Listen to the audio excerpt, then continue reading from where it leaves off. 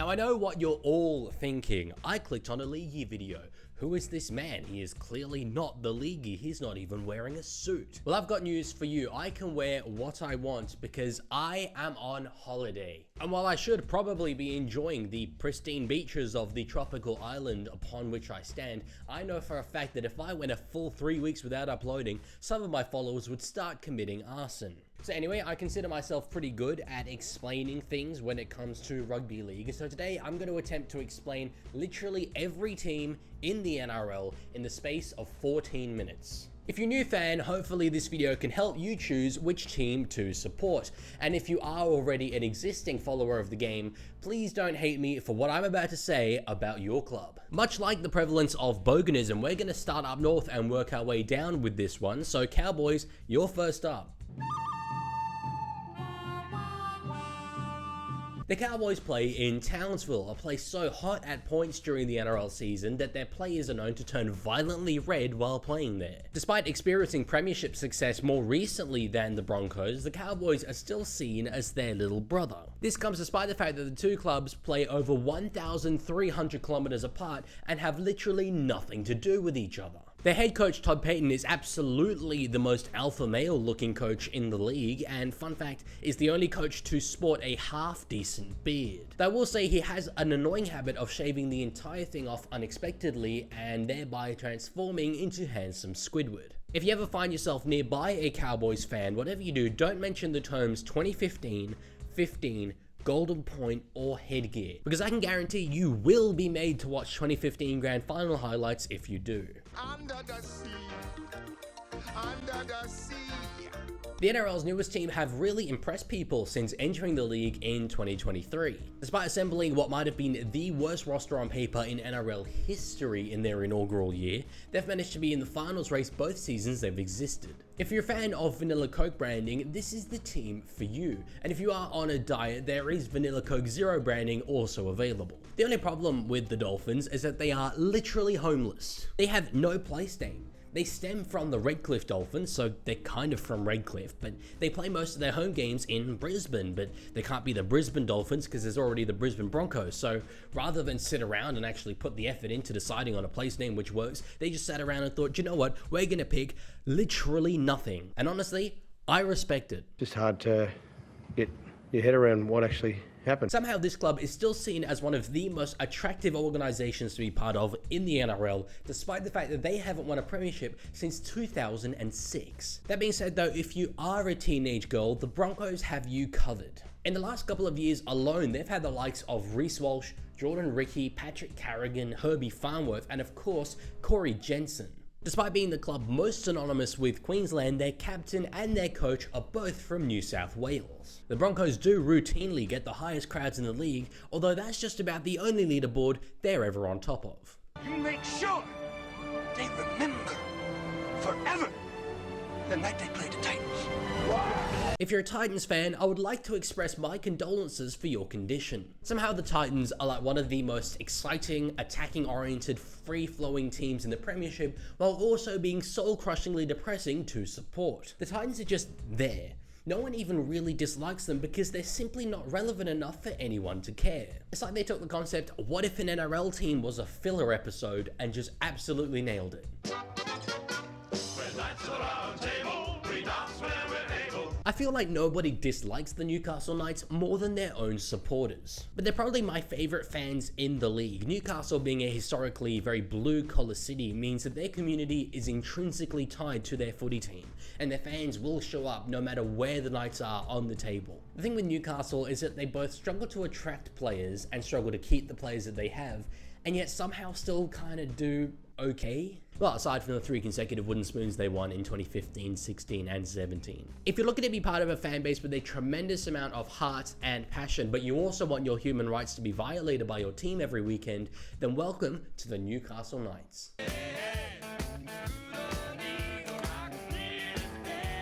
The old adage is that everybody hates Manly and Manly hates everybody. Hate for their players certainly increased back in 2022 after 7 of them refused to play in a game after the club announced that they'd be playing in a special Pride jersey to support the LGBT community. The players said it was against their religious beliefs to play in that jersey.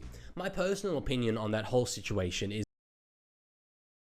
Sorry, the camera stopped recording there for a bit. I'm not sure where I got up to, but anyway, as I was saying, their head coach has the roundest face in the Premiership. Their captain has the longest neck in the Premiership. Yes, that is a real photo. But realistically, none of that matters because Jake Trbojevic is the nicest human being in the world, and that cancels out anything you could ever possibly make fun of Manly about. And the Panthers have done it again.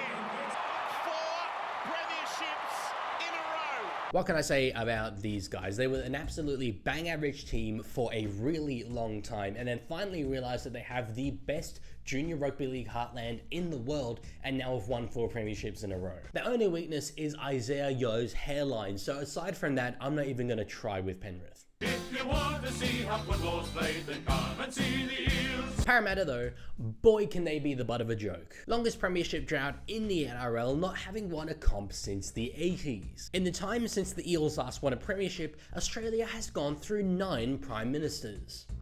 9. The Eels actually did make a grand final though recently in 2022.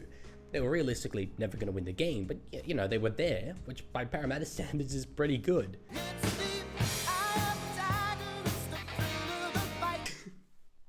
Sorry. Parramatta are a really tough act to follow, but the Tigers recently, god damn. These guys have finished last 3 years in a row. In 2023, they became the first team ever to finish last one season and finish lower the season after. The West Tigers are one of 2 teams in the Premiership who are an amalgamation of 2 pre-existing teams, the West Magpies and the Balmain Tigers. And the board members aligned to each side are constantly in a power struggle against each other. The positive side of being a Tigers fan is that you're constantly receiving media updates about everything that happens in your club. The negative side about being a Tigers fan is that you're constantly receiving media updates about everything that happens in your club.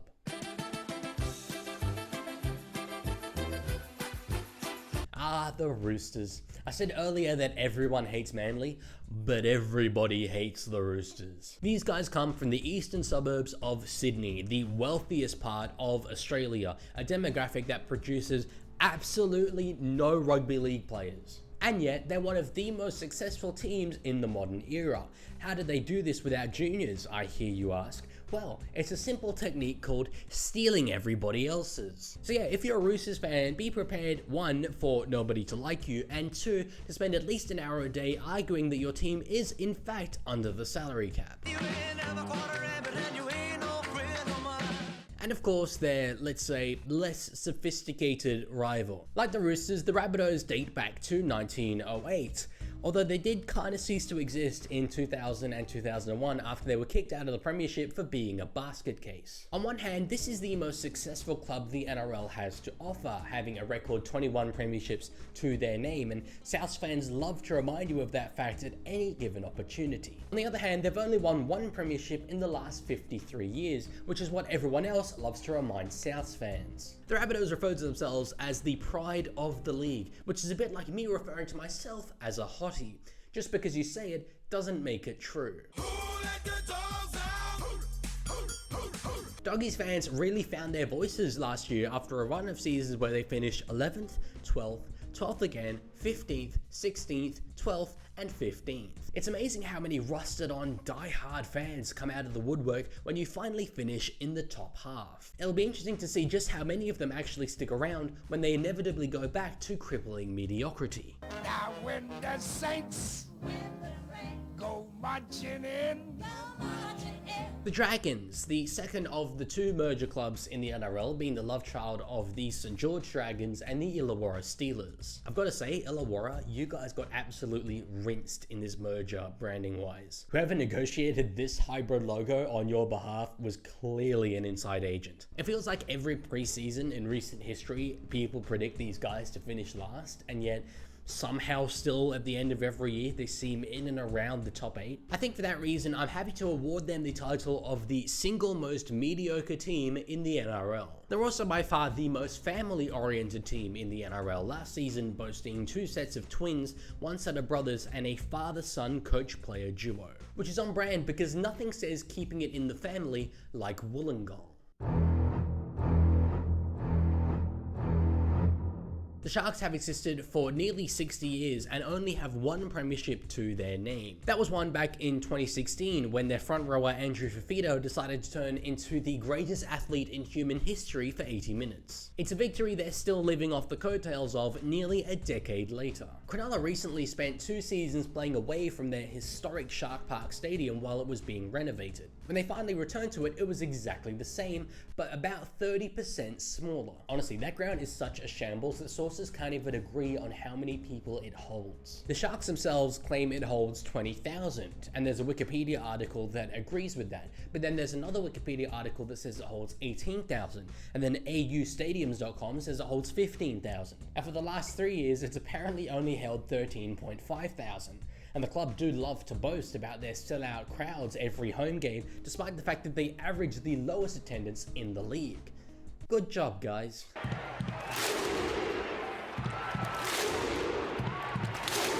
I remember growing up and just getting the sense that these guys were a little weird and unique, and I've got to say, Little Leaguie was spot on. The Raiders play in lime green. Weird and unique. They're from an inland city that exists for purely artificial reasons that also happens to be the capital of the country. Weird and unique. They've had the same head coach for over a decade, despite the fact that with the exception of one grand final 5 years ago, they've been a pretty bang average team under him. Weird and unique. Their fans refer to them as the Milk because of a sponsor that they used to have. Weird and unique. And they welcomed their team onto the field by doing a Viking clap that was inspired by the Icelandic soccer team from the 2016 Euros.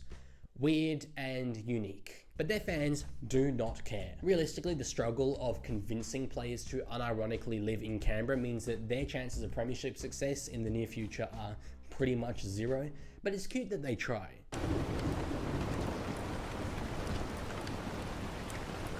And the Storm, our most dominant club in recent decades, despite the fact that they come from a city where absolutely nobody cares about rugby league. You know when a sports team is so dominant for so long that they become genuinely boring? That's these guys, except they're doing it while under a salary cap. Okay, sorry. Storm fans, I know it was a long time ago now, but did you really think I was going to get through this whole segment without mentioning the salary cap? The Storm had 2 premierships stripped away from them after they were found to be egregiously over the limit. To be honest, I'm not sure there will ever come a day where that scandal is truly lived down. Unfortunately though, that is like the only thing that you can make fun of the Storm for. I really don't have any other material to work with here. Oh no, there was the fact that they lost a grand final 40-0. Oh crap, I forgot the Warriors. Up the walls. Up the walls. Up the walls. This year is our year. Those are the 5 most spoken words in Auckland every March, despite the fact that the team inevitably finishes 12th come the end of the season. If premierships are won on vibes though, these guys would be living. They know their way around a retro jersey better than anyone, and they've had cult heroes like Sean Johnson, Stacey Jones, Manu Vatuvei, Roger Tuivasa-Sheck, the list goes on. They're kind of like everyone's second team, but at the same time they get so little media attention in Australia that people are known to forget about their existence entirely. Every now and then, out of nowhere, these guys have an absolutely killer season where they are the best team to watch by far. But they do spend the rest of their time giving their fans depression on a regular basis. Either way though, I'll be real, this club is just really awesome. And I'm not saying that because it's true, I'm saying it because James Fisher-Harris absolutely terrifies me. Okay, anyway, that's every NRL team explained in 14 minutes. Oh, and buy tickets to the Sportshed TV charity match. I'm going to be starting in the back row for Greg Inglis's Goanna Academy team alongside the likes of Mitchell Pearce and Todd Carney. Tickets are only $15 each and all the proceeds go to charity. I'll put a link to the tickets in the description. Thanks for watching and I'll see you later.